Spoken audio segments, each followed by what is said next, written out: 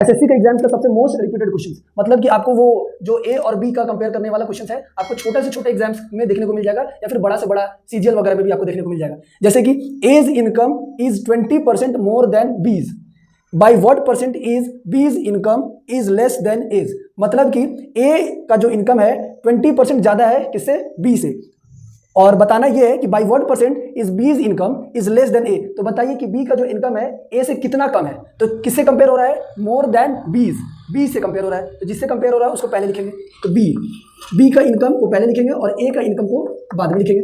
B का income को क्या मान लेंगे, 100, कि मान लेते हैं कि वो बी का इनकम क्या होगा, 100 है, और ए का इनकम क्या है, as income is 20% more than B. तो मतलब कि ए का जो इनकम है बी से 20% ज्यादा है, मतलब कि ए का इनकम क्या हो गया 120। और क्या पूछ रहा है, by what percent is B's income less than A. तो बताना है बी ए से कितना कम है, बी ए से कितना कम है। तो बी ए से कितना कम है, बी और ए से 20 कम है।